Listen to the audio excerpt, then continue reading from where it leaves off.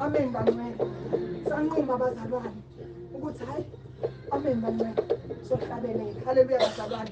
Ngiyabuka nje bangcwele ukuthi makade ngisemkhosini ngibalula kakhulu amaphaphu. Amen bangcwele. Ngingakwazi ukuhlabelela. Haleluya bazalwane. Kodwa ngiyabheka ukuthi sikhuliswe sinale ngqondo ukuthi hamba okwenza umsebenzi kaNkulunkulu ungayinaki inyama yakho ithi yenze njani. Amen bangcwele. So manje esingibhizi ngithi ngiyambabaza wangifela. Kuba ngathi ngiyamtshela uSathane ukuthi noma ngabe amaphaphu ami uwaqeda kodwa ngizohlabelela. Haleluya bazalwane. Noma ngabe bazalwane amen bangcwele. Noma ngabe ngifika emkhosini semphuma sengithi kodwa ngilokho ngithi ngiyambabaza. Amen bangcwele. Ngoba uSathane ufuna sithule. Sithi hayi zanele ngeke ngize ngikwazi. Ngoba nakho amaphaphu uye emkhosini axeka kakhulu. Amen bangcwele. Cha bazalwane. Imbabaza. Imbabaza.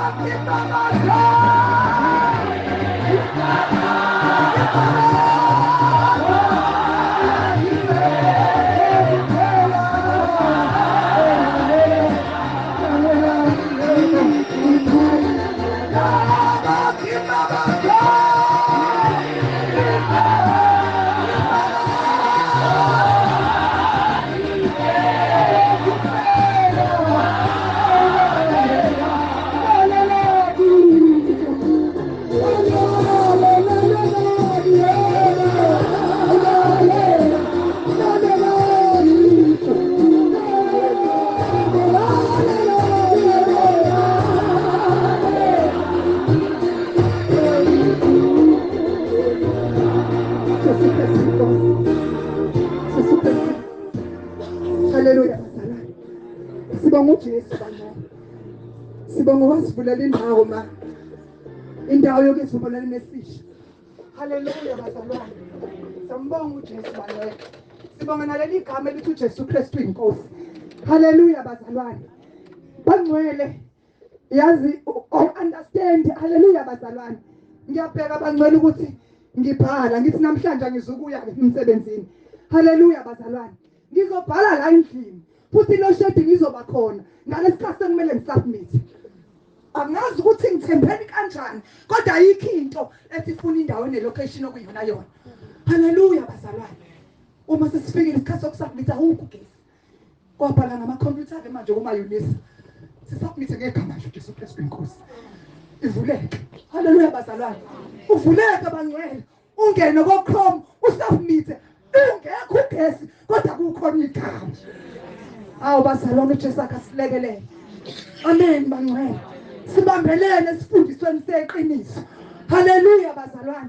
Ubaba usifundisile. Amen bangcwele. Usifundisile. Uyakuyala noma usuzwe endleleni. Ngeke ngakhuluma nobaba ngathi baba ngazi manje phambili noma ngemuva. Haleluya bangcwele. Ngenxa ukuthi ziningi izinto zomsebenzi ezisekhanda.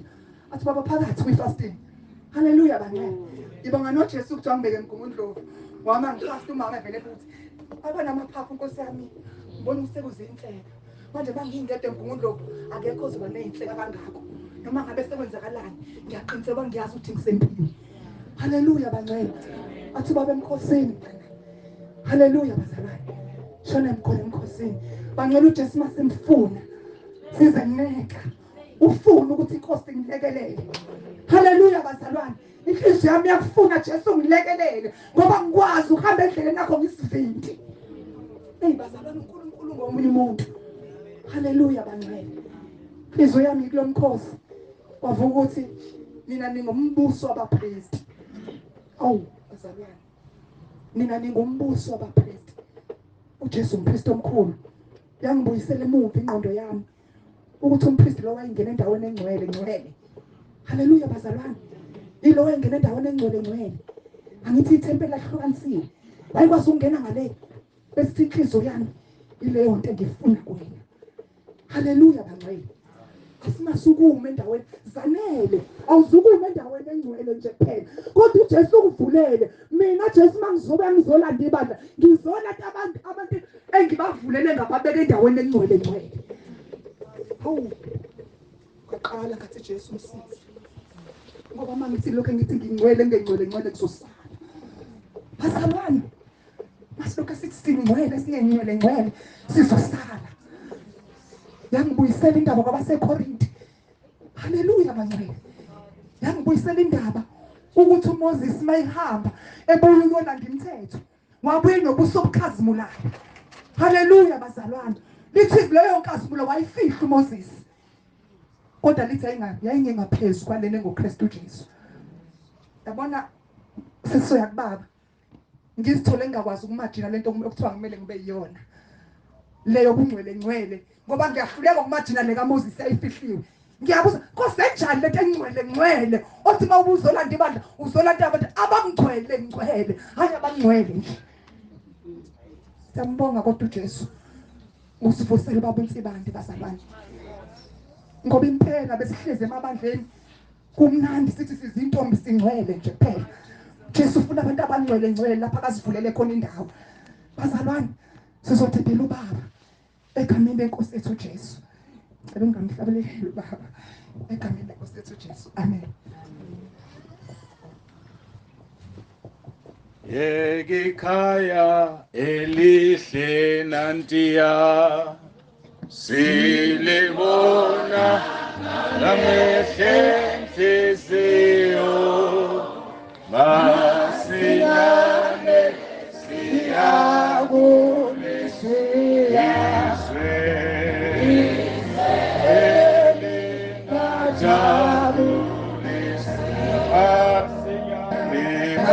Sinyane siyakulisiya izeli ngajabo khaya lami ikete ngaphesheya ngithunandale khaya lami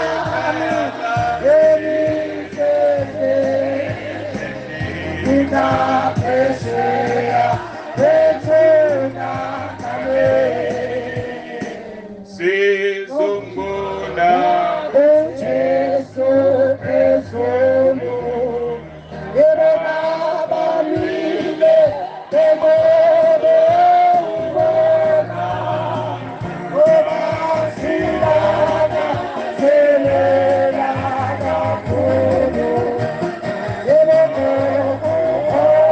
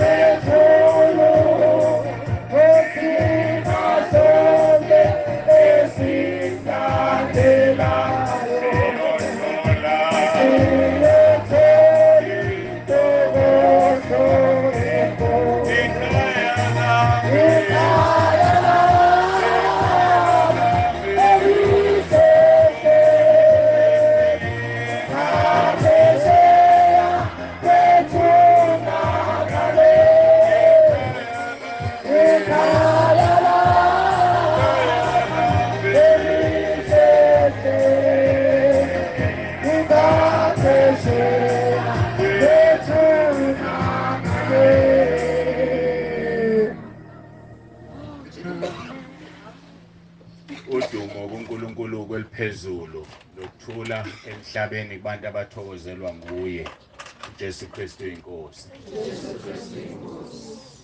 Ngiyambonga kuNkulunkulu ukuthi angiphe ithuba ukuba ngibe phakathi kwenu endaweni yakwaGezubuso.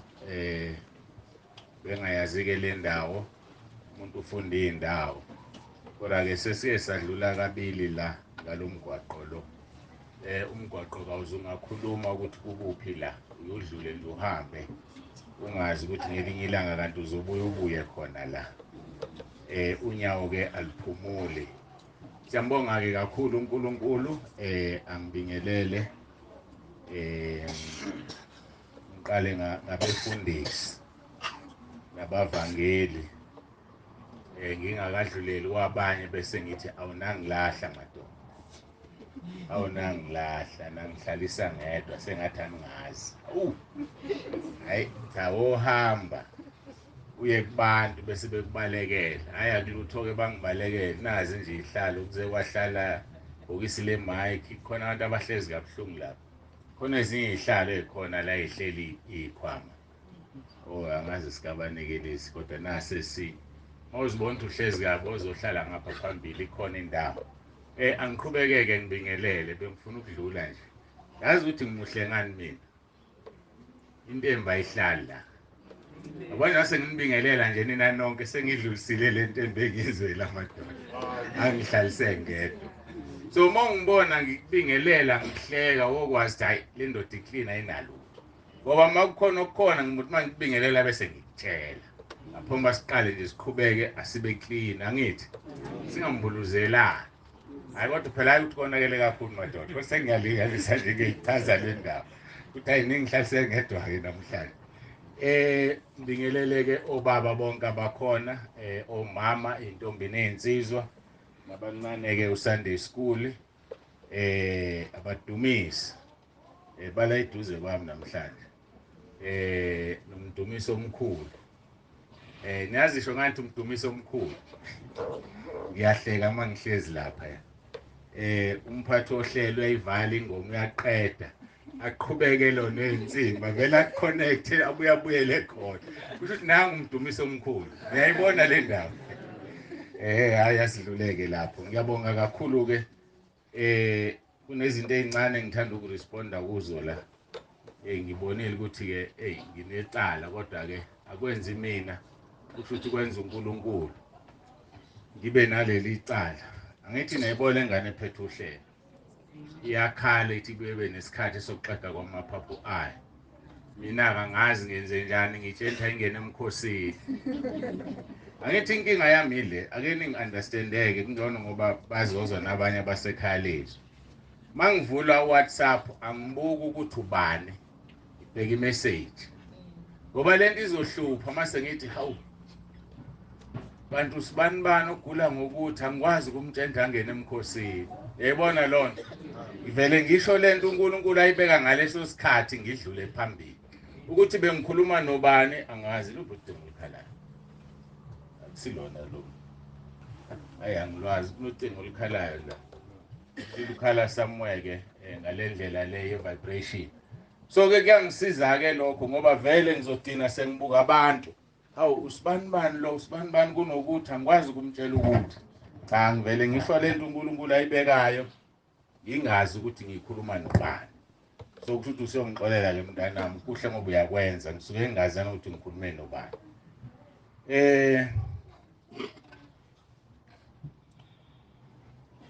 into engiyibhalile la engifuna ukuyibona okay sibonga ke uNkulunkulu ngalokho abakhulumayo senizwileke kukhulunywa ngifuna ukunitshela ukuthi akukhulunywa ngami la kusetshenziswa igama lami babunsibande kodwa zonke lezi zinto abayishona mangizazi zazo uNkulunkulu egameni lika Jesu ngeke ngisho ukuthi ngiyimbongo legitshelo mawuyimbongo legitshelwe awuyazi into yenzayo yaziwa yilokugibela uJesu ngesikhathi engena eJerusalem ngesinye isikhathi sikhona isihlalo oza ngapho sikhona isilapho waze sikhona isilaba ususela imic leya engena eJerusalem uJesu uthuma abafundi ukuthi abafundi abangihambe baye emzaneni othize bafike bazothola ithole balilethe lembongolo aligibele asizungena ke eminingwaneni ke ukuthi manje nibuza nothini uma ke esezoligibela lithizwe lenkosi bandla lingubo emhlane wayo baphinde bandlala ezinye ingubo phansi bandlala namasuku lento lena mawuyibheka babe ngandlaleli imbongolo ngoba ngesikhathi lapha ikhulekiwe yayingawuboni lo mbuso wokundlalela kodwa manje sezugitshelwa uyena imbathiswe ingubo ayikho imbongolo yakambathiswe ingubo la ihamba khona ihamba endaweni efanele kube kwakuyisikhathi samanje ngabe bandla lukhaphethe obomvu kodwa ke bayibekela amasundu ngaleso sikhathi kwakwamasundu ahlonishwayo so ngame amagama ingenxa yalo wayigibela imbongolo uJesu kwenzeka lokho embongolweni yikho ngithi yonke into ababeyikhuluma la ke abayikhulumi ngami bayikhuluma ngalo ngigibele mina ngakutshela kunina nje ukuthi ningithwale ngomkhuleko ukuthi ngazi ukuthi ngaso sonke isikhathi into eyenzakalayo ayenziwa yimina yenziwa yilo ngigibele ngoba yiso lesi sikhathi noma yilo leli izinga elilimaze abafundisi abaningi umfundisi bese yaphakama mayise phakama wenze njani uNkulunkulu uyasuka lithi izwi lenkosi thobelana uNkulunkulu khona uSathane yokwenzani yonibalekela so immediately uthobela uNkulunkulu uSathane yabaleka ngesikhathi uphakamela uNkulunkulu uSathane yabuya lezi zinto zihamba kanjalo nje bese suka kumfundisi makungasenzeki ahamba yothwala ethwalela ukuthi akusenzeki so ke ngikuleso sikhathi ke sinzima kakhulu imkhuleko ngiyayidinga ngoba uSathane yazi ukuthi mayishaya mina labantu abawu5000 ngaphezulu ekhaya lezu bashaye bonke ngoba bobe lokhu bathi balandela instruction evela kuNkulunkulu ayibeke kubaba uNsibande kanti sekwevela kuSathane aseyibeke kubaba uNsibande so ke ngiyadinga ke imkhuleko yenu ngiyayicela ngoba i-challenge lenkulu uma ngalo ukuthi uthola umfundisi ebandleni uyadlwengula thandana nengane ezincane lishonephi ibandla lingamkhulekeli ngoba phela i-challenge yebandla kufanele malibona ukuthi liyaphila kulo baba lo mkhulekeleni ngoba naye umuntu uSathane uyazi into manje engashaya lo ishaye bonke laba bantu kanti mayishaye wena ushaye wena wedwa nomzi wakho kuphela so ke siyadinga ukuthi abafundisi emabandleni sibakhulekele ukuze bedine besinikeza ukudla okuphilayo bangasinikezi upoison ngabe phamsi izandla abantu abasekhaya lezwi la endlini hayi baningi kodwa khona abangekho ekhaya lezwi abazi kukhulunywa ngani ukhona ongekho ekhaya lezwi ongathi uyazi ukuthi kade kuthiwani akalazi ikhaya lezwi okay ake ngikuchazeke ikhaya lezwi ngoba kuyadingeka ukuthi silichaze abantu belizwe abanye bazohamba la bathi besisebandleni lasekhaya lezwi kanti alikho ibandla elisekhaya lezwi uNkulunkulu ke ungibize ngizozama ukushaya amafushane sebethatha isikhathi kakhulu abafakazile. Ungibize bekuyizolo sekubuye ngathi kudadlanyana nje.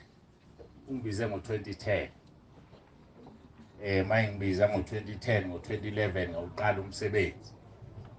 Kwamangala befundisi bendawo ngoba bengakholwa ndawo bengazi ukuthi ngesonto mina uthenga iphepha uhlale phansi uyifundele iphepha. So wangibiza nje uNkulunkulu wangidlabeza ngomsebenzi wokhola ibandla. Angizungena ke kodwa wangixhoza wangenzisa zonke izinto ezifanele ukumukela uJesu uvuma izono. Ngizenze zonke inhlelo nje wangenzisa uNkulunkulu. Kodwa ke ngizela ngize khona ukuthi ke waqalwa kumsebenzi ngo-2011 kwase kuthi ke ngo-2020 yafika iCovid avalwa amabandla siyakwazi sonke lokho. Wayesethi kuNkulunkulu angiqale ke uWhatsApp la ngizoshumayeza khona ibandla ngoba lisayithola inkonzo. Kanti uNkulunkulu uyazi uNkulunkulu kuyamangalisa mayikwenza izinto akakutshela ukuthi izophuma. Wathi kuMose, Mose khipha abantwana bami eGibhithe ubasezweni lesethembiso. Akamtshelanga ukuthi wena Mose ngeke ungene. Wayingazi naye ukuthi akazungena kodwa wabahola. So uNkulunkulu njalo akakutshela ukuthi yaphi inqola mayigibelisa yona. Ayike ngaqala ke ngabantu abawu 33 lapha ngisakhumbuli kahle kodwa babe u30 ibandla ngaqala elalino WhatsApp. Makuphela ke unyaka u2021 March kwaku26 March izolivalwa ngo2021 March 26 abantu babe u750. Babekhulile kakhulu ngokwami ukubuka ngoba bazalwane bathatha intshumayelo zami bazifaka emagroupini ababhilonga kuwona abantu bafuna ukungena ekhaya lethu. Negama lekhaya lethu ngalinikeza uNkulunkulu ukuthi ngithi le group ke ngizoyibiza ngokuthini. Ngiqale emuva ngoba ngifuna ukuchaza ibandla khona kuzoba nomahluko. Ebandleni engikulona usentabeni yendlu kaJehova kuyabonelela. Angiliphindi igama ngoba abantu bayathanda ukulephula bathi kusentabeni kaJehova akuyona intaba kaJehova. Kusentabeni yendlu kaJehova kuyabonelela. Nalo ngakhuleka ngafasta 3 days uNkulunkulu wanginika igama lebandla. Abasekhaya lezwi ke kulezi insuku ngishumayela ngegama lebandla ngoba liyintshumayelo. Ugcina inkosi nje mhlambe kusasa ngidonke kube ku part 3 angazi angisakhumbuli ukuthi part 1. Phuthuma kungena ekhaya lezwi uzuthola izinto eziningi mawungazazi. Ngathandaza uNkulunkulu wathi igroup angiqamba ukuthi ikhaya lezwi ngoba kukhulunywa izwi kuphela. Izwi kuphela elikhulunywayo la hayi okunye. Bazokhumbula ababe no WhatsApp ngesikhathi seCovid. Kwakunezinto eziningi ezayithunyelwa kuWhatsApp usebenzisa lokhu ugquma ngalokhu wenza lokhu uzosizakala. Nami babe ngithumelele ngoba mina kuphela uadmin wathi uNkulunkulu ikhaya lezwi leli ungayifake enye into. So akungeni nje noma yini lapha ya kuleya group leyana. Ayike yakhula ke unyaka wesibili babe 1600 abantu. That is last year ngo March 26. Kulo nyaka ibiqeda unyaka wesithathu ngo March 26 bese be u4400. Mawusuka ku March uthi April May June 3 months bangaphezulu ka 5100 njengamanje ongikhuluma nabo. Bayakhula kabantu. Nabaphumayo ke bakhona funa sikusho lokho. Kodwa ngiconcentrateile kubona ngibadine bengaphezulu ka 2000 angibazi manje bangakanani. Ngesikhathi ngihlupheka ngibuza uNkulunkulu indaba abantu baphume wanginika amavesi engiwanikeza abantu abakhalayo makuphuma abantu babo. 1 John chapter 2 verse 18 and 19 othi baphuma kithi ngoba kusibona bakithi. Uma bebengabakithi bebengeke baphume. So umuntu ophuma ekhaya lezwi okwazi ukuthi wayengesiyena wakithi umungu wasezulwini. Khona iqiniso elibhlungu ke bazalwane. Libhlungu iqiniso engizolisho. Angakashumayeli ngisaxoxa indaba kodwa eziphilisayo. Iqiniso elibhlungu elithi khona abantu abadalelwa izulu. Khona abantu abangalidalelwa izulu. Libhlungu ke lelo qiniso. Benilazi kodwa anilazi. Abalazi akade bafika ekhaya lezwi abanye abalazi. Kodwa mase ngiqalile ke ngiyafundisa Isaiah 43 ufunda uverse 6 no7 usubona khona abantu abangalidalela izulu. Ubuhlungu lokho kodwa iqiniso. Iqiniso elibuhlungu. Isaiah 43 verse 6 and 7. Abanye mabezazi basiloku ukuvula iBhayibheli abavula izenzo 13 verse 47 no 48. Amavesi esowafunda lawo asitshela iqiniso elibuhlungu. Khona abantu abadalelwa izulu. Khona abangalidalelwa izulu. Yini engafundisa ubani ozosifundela kulabantu abaphethe imayiki. Khona uthanda ukusifundela. Qale kuverse 6 no 7 Isaiah 43. Ngiyakusho kuyo inyakatho ngithi balethe, nakuyo iningizimu ungabagodli, lethani amadodana ami akude namadodakazi ami ukuba aphume emkhawulweni yomhlaba. 7. Onke abizwe ngegama lami nengiwadalele inkazimulo yami engiwabumbile nengwenzile. Ezwa ke khona abadalelwe inkazimulo. Uyabafuna uNkulunkulu badole inyakatho eningizimu empumalanga entshona badole wonke amagumbi omhlaba. Utshela laba bantu. Utshela lezi zinto azidalile. Inyakatho idalwe uyena uthi baletheni amadodana amadodakazi akhe. Engiwadalile ngawadalela inkazimulo yami. Futhi ukhona umuntu onjani ongayidalela. Bese babuhlungu ukubona umuntu ofana nawe. Ngifuna ukuniqinisela lobu uhlezi la uyidalela usudlala ngokukholwa. Kukhona abantu abangakudalela ukukholwa bekholelwe izintweni eziyize kodwa ngeke ubagudluze okholweni lwabo udaba ukuthi ube lolu ukholo olubhekiswe kuJesu babe kungcono. Izenzo 13 verse 47 no 48. Angazi ukuthi ngisiwelani lapha ya. Kodwa ke sengifikile ukuthi khona abantu abadalelwe inkazimulo. Qala ku 47 ufunde no 48. Ngokuba inkosi isiyalezile kanjalo ukuthi ngikubekile ube ngukhanya kwabezizwe, ube yinsindiso kuze kube semkhawulweni womhlaba. Kwathi abezizwe bekuzwa lokho bathokoza, badumisa izwi lenkosi, bakholwa bonke ababemiselwe ukuphila okuphakade. Wakholwa abanjani? Ababemiselwe ukuphila okuphakade. So ungayikhathazeki umuntu ophuma ekhaya lezi ngoba kungenzeka ukuthi akakumisela ukuphila okuphakade. Mayekumisela uzobuya. Ukhala ngamadatha nje ngoba akakumisela. Uzoze uphatheke kabi wena. Kodwa futhi mayebuya siyamamukela. Hayi asimnqabi ngoba sinale nkinga ukuthi uNkulunkulu akashonga ukuthi obani nobani engibamisela ukuphila okuphakade. So ke abantu ke bayaphuma abaningi bayaphuma ekhaya lezwi akusiqeda amandla siyaqhubeka baningi impela kodwa nje bengasuggest ukuthi ngaphambi umuntu umfake ekhaya lezwi qala umthumelele inkonzo umbone ukuthi uyathanda. Asidluleke lapho. uNkulunkulu ke wasenginikeza izikhali eziwu3. Ngifuna ukusho njalo ngijwayele ukuthi ithe izimbili ziwu3 izikhali asinikeze zona. Ukuthi ngininikeze zona. Okokuqala kufanele kube nakho engqondweni yakho akusona isikhali. Uma ufunda uMarko chapter 16 uverse 17 engathi ngizokufuzisa ngizokuyeka mase ngishumayela. Mangishumayela ngifuna ukufundela izwi. Ngifundela mina. Kodwa manje ngoba ngiyafundisa angifuni kuthiwe hayi engathi kubhalwe lapha yedwa leyo. uNkulunkulu akusiyena okamfundisi. Into yokuqala kufanele ihlale engqondweni yakho. uNkulunkulu akanikezanga abafundisi izinto ezihlukile kunabazalwane. Siyafana phambi kaNkulunkulu. Uma kuwukuthi asifana abafundisi bancane kunabazalwane abayilutho uNkulunkulu. Njengawe nje okay nihlala la mangibona indlela enisondelene ngayo nani ungathi anifuyile. Kodwa ke buyisa ingqondo ekhaya elifuyile. Ubani osemqoka izimvu nomalusi. Izimvu. Ngoba umalusi unjani uqashiwe. uzobuya hambe noma xoshwe kodwa izimvu ezakuphi ezala ekhaya. So kuNkulunkulu abazalwane basemqoka kunabefundisi. Ngoba umfundisi umelusi.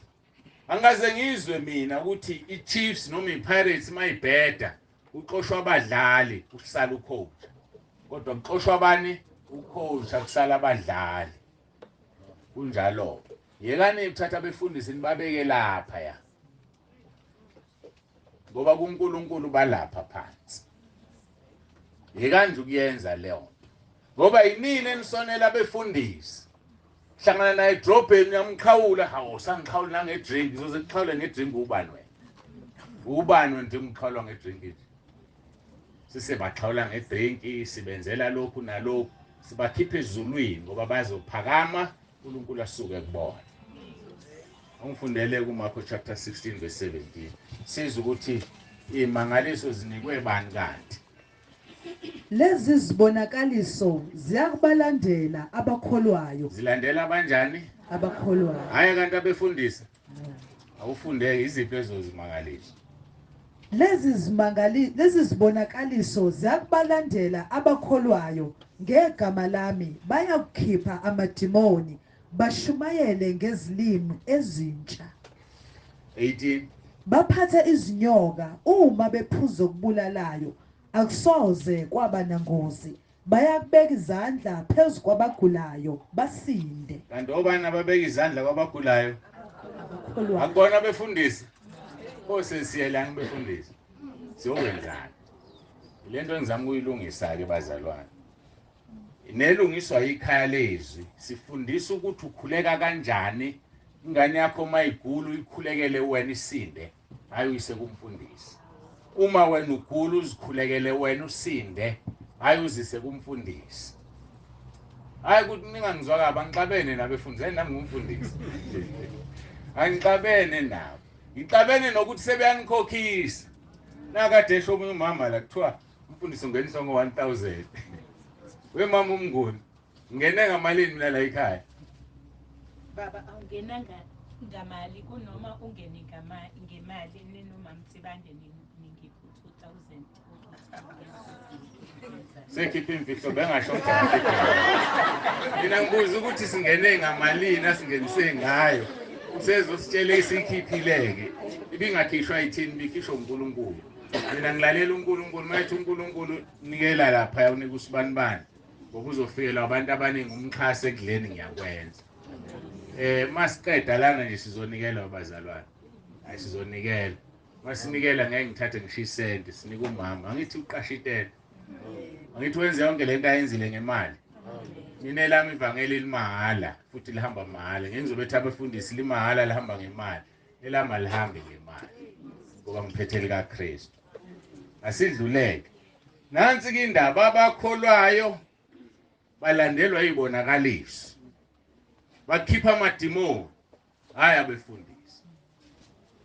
Bashumayela ngelimi ezintsha. Baphatha izinyoka uma bephuza ukubulalayo akube nangozi. Umuntu okholwayo ufika edontshola umeqo omakhelwane afike enze njani ayihambele nje kunenze kulutho. Awuyazi ahambe nje. Sebengamawindi bethi angeke adlule lapho uzofa bakubona udlule. Kunalokho kuvele kuvuka ingoma kanti usubheke pheko meqo. Baleka amadimoni uyidlulele wena. Kwenzeka kwabakholwayo hayi abefundisi. Bese kuthiwa sobeka izandla kwabagula ubasile. Abanjani abakholwayo hayi abefundisi. Sengiyadlula ke lapho. So uNkulunkulu wayesenginika ukuthi nginikeze izinto eziwu3. Number 1 kufanele kuvume uJesu ngoRoma 10 verse 9. Uma sinivumisa uJesu singabefundisi nikhulela imikhuleko esuka emakhandeni. Mina kwathi umuntu ngimkhulekisa izwi ngoba izwi liwulizwi, ulizwi uJesu. Mangikukhulekisa izwi, ngikukhulekisa umnikazi wezwi. Usamemukela uJesu. Baningi abantu abakholwayo la endlini. Mangingabuza nje ukuthi wathini mhlawumukela uJesu ona amakhanda abazazi bathi. Kanti mawumukeliswe yimina ngiyakutshela ukuthi usho uRoma 10 verse 9 usuvuse ebuthongweni. Wakhuleka wathini? Akukho umqoko ukuthi wathini, okusemqoko ukuthi ngakhuleka uRoma 10 verse 9. Semqoka igama lomkhuleko okhulekayo. Number 2, ngase nginikezwa igama elithi uJesu Kristu inkosi. Ngifuna nilivuleke nalo abase Filipi chapter 2 qala ufunda ku verse 9 dine ku 11. Ngizama njalo ukuthi nabangekho ekhaya lethu bafane nabakhona bazi ukuthi kwenzakalani kade ekhaya lethu. Ngoba ikhaya lethu abantu abalazi kodwa bazolazi. Lihlukene nebandla. Ngithe ibandla kukuphi? Entabeni kendlu kaJehova kuyabonelela. La ekhaya lezwi kunabefundisi abangapheka 600. Hayi ngoba ukuthi ngibaphethe, angiphethe umuntu. Anginamuntu angaze ngidale umuntu anginasihoga anginazo. Ngoba ikhaya lezwi khona amabandla ahlukene. Mawusekhaya lezwi ulahlile ibandla lakho. Futhi angikhuthaza abantu ukuthi bashiye amabandla abo. Phila la ukhona. Ukhonza uNkulunkulu ophilayo. So ke ikhaya lezwi lifake nje wonke umuntu. Akulona ibandla kusentabeni endlu kaJehova kuyabonelela. Nami engikulona ngoba ngikwazi ukuqhamuka sengumfundisi ngingaqhamuki indawo. Hayi umfundisi ufuna akaqhamuka aziwe phela uqhamukaphi. Kodwa sihlangene sonke ekhaya lezwi. Ngifundeleke sisi. Ngalokho ke uNkulunkulu wamphakamisa kakhulu, wamnika igama eliphezulu kwamagama onke, ukuze kuthi ngegama likaJesu amadolo onke aguqe, awabasezulwini nawabasemhlabeni nabangaphansi komhlaba, nezilimi zonke zivume ngokuthi uJesu Kristu uyinkosi, kube inkazimulo kuNkulunkulu Yise. Amen. Nanti ke laliqhamuka khona leli gama uverse 11. Kodwa ngithanda ukuthi aqale uverse 9 uthi uNkulunkulu wamphakamisa kakhulu. Ephakamisa uJesu wamnika igama eliphezulu wonke amagama. Ngaleli igama kuguqa amadolo ezulwini. Ngaleli igama kuguqa amadolo emhlabeni. Ngaleli igama kuguqa amadolo ngaphansi komhlaba. Sase sinikwa ke njengebandla ukuthi masikhuleka siyoguqa ngoba sikwazi ukuguqisa amadimoni. Thina sibe singaguqi masikhuleka. Guqisa kanjani omunye umuntu wena ungaguqile? Asikwazi ukuguqisa ingelosi ezulwini. Thina sibe singaguqi. Yabona uyaphambana leyo nto. Lingisa umama wenkalankala watshela ingane yakhe ukuthi awuhamba uqondo uye ukutsheka wena. Yazama ingane yahletha umkhombise mama nomama watshela. Manje ke yabona lonto lefuna siliphilizwe. Jesu ngaso sonke isikhathi mayikhuleka lithi iBhayibheli wayiguqa. Yini thina singaguqi? Kodwa ulindele ukuphendula umkhuleko wakho ungaguqi. Hayi asidlule. Thiku verse 9 wamphakamisa wamnika igama eliphezulu amagama onke. Verse 10 ukuze ukuthi ngegama lika Jesu amadola aguqe awabasezulwini emhlabeni angaphansi komhlaba. Nangoku verse 11 nezilimi zonke zivume ngokuthi uJesu Kristu inkosi. Nilivulile iBhayibheli ubani abavula iBhayibheli lapho? Umbuzo engifuna ukubuza. Igama elithi uJesu Kristu inkosi libhalwe ngamagama angakanani? Livule iBhayibheli ususe ekuqaleni zolikhipha ngale alikho elinye igama elibhalwe ngama capital letters leli kuphela.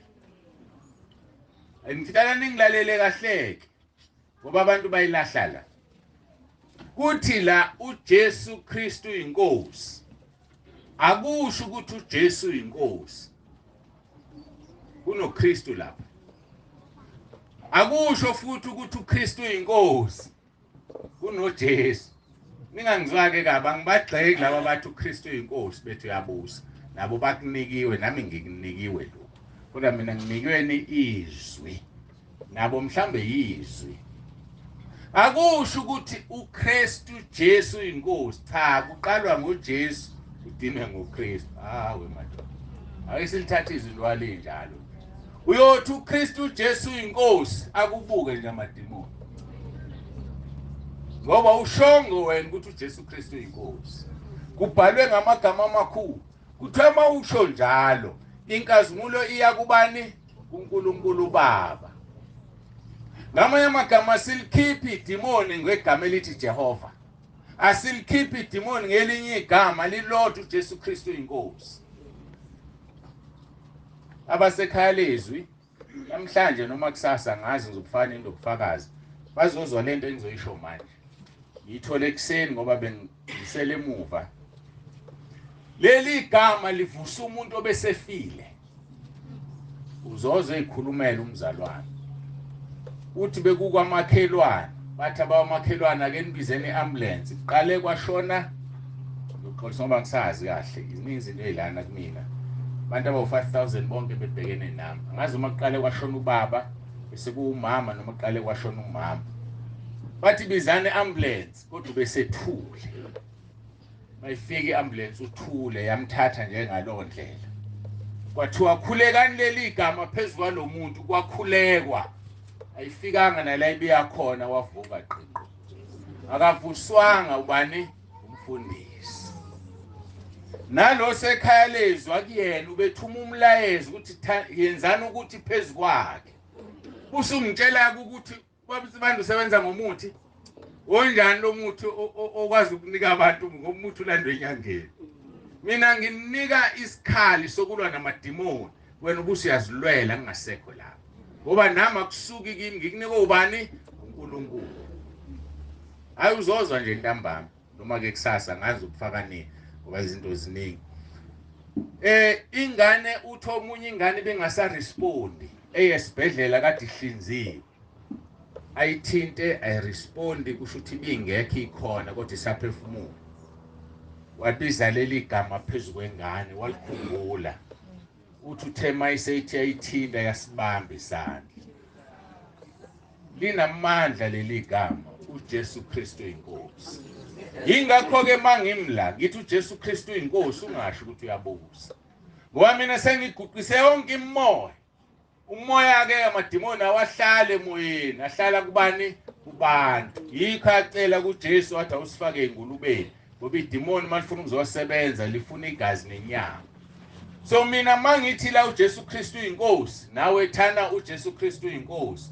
amadimoni abaleka ashona esihlokweni into engiyinikeziweke le yesibili yesithathu yokugcina ifasting siyafasta bese sibiza ukuthi umkhosi hayi yabona uma usufastile ayikho into engenzeki kodwa kufuna uqale lapha ya uvuma uJesu ngoRoma 10:9 usuyalazi eligama uJesu Kristu inkosi bese ungena emkhosini ngoba zingavunyiwe izono ziwudonga phakathi kwakho noNkulunkulu ufunda uIsaiah 59:1 and 2 siyamthanda uverse 1 isandla sikaJehova sifinyezile nendlebe yakhe inzima uzokusiza nje uNkulunkulu siduduzana ngayo iya kuverse 2 othi ububi benu ubunihlukanisa noNkulunkulu isono siwudonga sidala umkhuleko wakho ungaphenduki waqala nini ukukhulekela lento ekhulekelayo uphendula bangaka befundisi nabo bayakhuleka baphendula ubudonga alidilizile ungumfundisi uyibishopi uyiarchbishopi noma isiphi isikhundla osithandayo sengimtshela uNkulunkulu sinjani siyafana sonke sivuma izono lusuku udonga ukuze uNkulunkulu akuphendule mawuza kimi ukuthi ngikukhulekele wathi uNkulunkulu ngamkhulekela umuntu engamvumeli uRoma 10:9 ngingamkhulekela umuntu engayivumeli izono zakhe ngoba yena uzowuzo wami umkhuleko ngobudonga ngilidilizile kodwa ngeke akuzwe ngeke akwazi ukukusiza ngoba isandla sakhe sifinyezwe izono ziwudonga kuwe so akusizi ukuya kubaba uNtsibande ngicela ungikhulekele nginenkinga enje ngoba ngizokhuleka ungasizakali nabanye abafundisi bakukhulekela awusizakalanga diliza udonga indaba ikuwe vuma izono lezi ezidatha uNkulunkulu angakuphendula lenkonzo usathana ayifihlile emabandleni wakwavuma isono umama umfundisi uzumfundisi ubabe seshumayela ngaso ngesonto elizayo sebekuhlebile bakhuluma akangikhulume ngalokho mina vuma isono kwindoda kaNkulunkulu okuphelela kuyona noNkulunkulu hayi unkosikazi makuwumama obuvuma kuyindoda ayizutshelwa angifuni indaba zebandla mina ebezikhulunywa nomama ngoba nama ngimtshela umama indaba zebandla ebezikhulunywa nami uhamba kanjalo kokwasezulwini seniyalazi ke ikhaya lethu siphila kanjalo ke ekhaya lethu ubezwa ke bekhuluma nje angaze ngenze lutho mina bayazenzela nabazalwane ngoba benze njani bayalalela bese bayenza angikukhiphe ebandleni lakho hlala uphile khona kodwa lazi iqiniso ukuthi iqiniso lila sengikhulume kakhulu ithini lento yami yasekhaya lethu awu semphuma 45 minutes Asivele siyeke singabe sayizweni. Siyezweni? 45 minutes. Enganakile. Kodwa ke uma ukuthathile konke engikushilo kuzokusiza. Hayi kusho ukuthi ufuna vele ngiqale phansi. Abantu bazobuka inkonzo engaphezulu kwe-hour ibhekele anqene nokuyilalela. Niyayibona lento? Hayi angivele ngivale ngiqale kahle sengiqala inkonzo. Angazi isihloko salento ngizoyibiza ngokuthini. Ngcono ke sicule ngivale ngoba ufuna ngibhale isihloko. What a mighty God we serve. What a mighty God we serve. What a mighty God we serve. What a mighty God we serve. What a